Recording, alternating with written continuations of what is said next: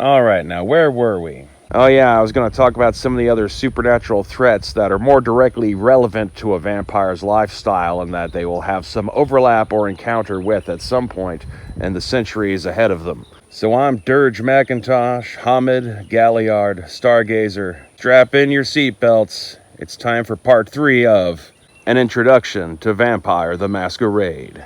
So I know I said at some point I was going to talk a little bit more about ghouls. The thing is ghouls are servants. Now, if a vampire is going up against another vampire, they might have to deal with their ghouls before they can get to their vampire rival. But they don't really count as being antagonistic on the same scale as the other creatures that we'll be discussing in this video. However, yes, before you ask, there are a bunch of revenant families of ghouls. Revenant ghouls are families of humans that have been fed vampire blood over multiple generations, making it far easier for them to make use of the vitae that they gain from vampire masters. There are multiple major revenant families, as you can see here.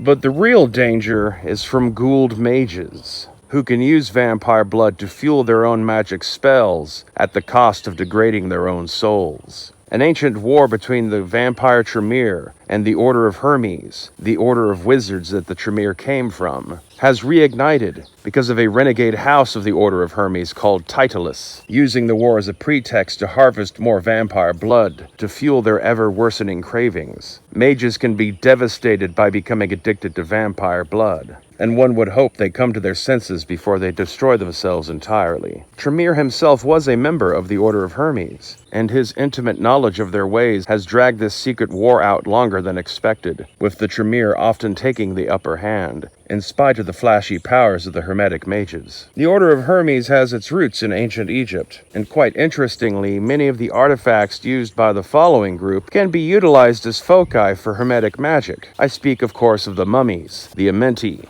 loyal followers of Osiris, who through ancient necromancy had their own souls bound back into their dead bodies, so that they may become immortal and serve Osiris in his ongoing war against the followers of Set, and the even greater struggle against Apophis, that which we werewolves call the Worm. The most recent of the many storms that occasionally sweep the underworld, however, destroyed many of the mummies that were, and fractured their souls. These ancient human ghosts have had to seek sanctuary in the bodies of those who are dying, people on the cusp between life and death. Often broken people who could be made better by sharing their bodies with an Egyptian soul. As it's been described to me, upon their rebirth and reawakening, their original mortal consciousness will go dormant, and the fragment of ancient soul that is now in control of their body will take them on a journey to the lands of faith, Egypt, and parts of the Middle East and North Africa, where remnants of the cult of Isis, or the children of Osiris, who I have mentioned before have apparently somehow regained their mortality, will conduct a new version of their rite of resurrection, bringing the two halves of the new entity into balance, and creating this new breed of mummies, whose role in this new age of the world of darkness has yet to be fully determined. They divide themselves into several categories based on the various fragments of the human soul as described in ancient Egyptian religion. For the sake of not butchering the ancient Egyptian language, I'm going to use the English version of their names. The Tomb Watchers often take the mortal form of people with great beauty or minor celebrity, and turn them away from their life of narcissism to one of guardianship and protection of the sacred. The scroll-bearers were once leaders amongst the Amenti, but they often seek hosts that were weak-willed in life, people who followed mindlessly, blind followers of dogma and cultish practices. Once joined, they give their new host a renewed interest in learning, expanding their mind and horizons so that they may better think for themselves. The Night Sons take hosts that exploited people in their previous lives and sets them on a path towards atonement and redemption. The Spirit Scepters seek out people who are dull and unimaginative and turn them into artists and able to see all things as part of a greater work of creation. The Unbandaged Ones take the timid and weak and through ritual scarification and mutilation turn them into some of the most fearsome warriors of Osiris. The judged ones are those that are unfortunate enough to have been possessed by an Amenti's soul that has been judged disfavorably by their gods, having a portion of it removed, which creates a permanent spiritual wound that forever condemns the host in their new third life, confused and often shunned by others of their kind. I hear whispers that there are other kinds of mummies in Central America, South America, and even China, but I have never seen one, and beyond just hearing of their existence, I have nothing else to say on what they may be like, but one could assume that they're old ghosts that have been rebound into modern living bodies. Speaking of ghosts, perhaps I should also tell you a little bit about wraiths. Vampires have to deal with wraiths from time to time, between clans and bloodlines like the Giovanni who employ necromancy, to just the random chances that the sorts of horrible things that vampires inflict on mortals can lead to them coming back to haunt them, most literally. Ghosts are the spirits of humans who have died and are trapped in the shadow umbra, which we Geru have little experience of. They grow stranger the longer their existence lasts, and all of them are tormented by their own shadows, much like the Po of the Kuei Jin. Interestingly, of all the supernatural creatures, ghosts are the most accepted by normal mortals, who are increasingly accepted as real by the tabloid-reading crowd. Organizations such as the Orpheus Group have categorized ghosts into 5 broad categories. Banshees are the classic wailing ghosts who can inflict intense emotions on mortals around them. Haunters attach themselves to specific locations where they can create mind-bending illusions to strike fear into those that witness them. Poltergeists exercise strong telekinetic force, manipulate the world across the gauntlet. Skin riders are the most feared kind of ghosts, as they are the ones that possess the living. Wisps are the hardest to categorize of all the ghosts, as they seemingly are able to teleport about the Shadowlands at their own whim. Arguably, however, the vampire's greatest enemy is humanity itself. Those brave few who stand up amongst the herd and refuse to be fed upon, using their faith in God to strike fear into the heart of the night. The Inquisition has existed since the dawn of the 13th century, and though it is believed to be over, it still exists in the shadows in the form of the Society of Leopold. They form one of the most notorious groups of faith-based vampire hunters in the world, and can trace their origins to Leopold of House Murnau, one of the original orders of the Shadow Inquisition, initiated by Pope Pius. For centuries, the Inquisition persecuted the supernatural and vampires in particular, accusing them of trafficking with Satan and other acts of witchcraft. And though their power is greatly diminished in mortal society,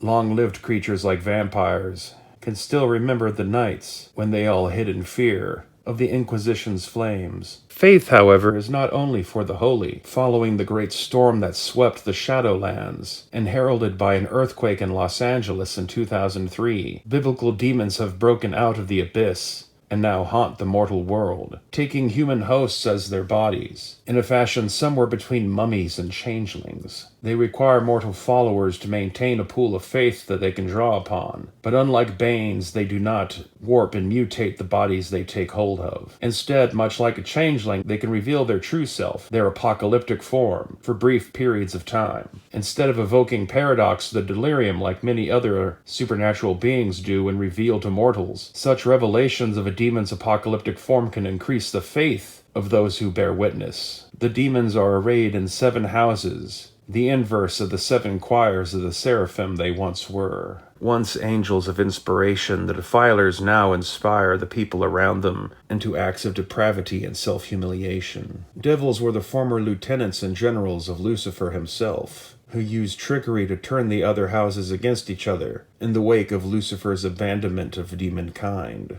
The Devourers were once angels of the wild, and now in their revulsion they have given way to their most primal of instincts. The Fiends were once angels of fate, who were driven mad by their long years of isolation in the abyss. The Malefactors were once angels of the earth, celestial engineers, who were among Lucifer's greatest supporters in the war, and now they are drawn between a desire to wreck the world and an instinct to heal it. The Scourges had once been God's angels of wrath, and their skill at war helped them win many a battle during the war against heaven, leaving them now amongst the most respected of the demon houses. The angels of death are now known as Slayers. Now confronted with the world as it is after their escape from the abyss, many a Slayer believes that the apocalypse is the only way to restore balance to the cosmos. On top of the houses, there are a variety of factions that divide demonkind, from Luciferans to cryptics to raveners and reconcilers. Many of these faction philosophies have to do with how the demons feel about the betrayal and current whereabouts of Lucifer, who is believed to be hiding somewhere in Los Angeles. As these new demons spread in the world, they will naturally come into conflict with the kindred of both the Camarilla and the Sabbat. But they have natural allies amongst the vampires in the form of the Baali. These pestilential kindred have long worshipped chthonic entities, ancient demons known as the Earthbound, whom the Baali worshipped before they were originally turned into vampires, in the charnel pits of ancient Mesopotamia. As demons and vampires inevitably clash over mortal influence and followers, the Baali could form a bridge that could prove the demons' undoing or give them a door to dominate the children of Cain. One way or the other of all the kindred, the Baali have the most knowledge of these ancient and terrible beings that now once again walk the world of darkness. Keep all these in mind when concocting plots involving vampires. And be sure to hit like and subscribe, ring the bell, and check out links in the description box below. And stay tuned for our next series describing a campaign setting based around the cities that were adapted for Grand Theft Auto's San Andreas. And thanks for watching.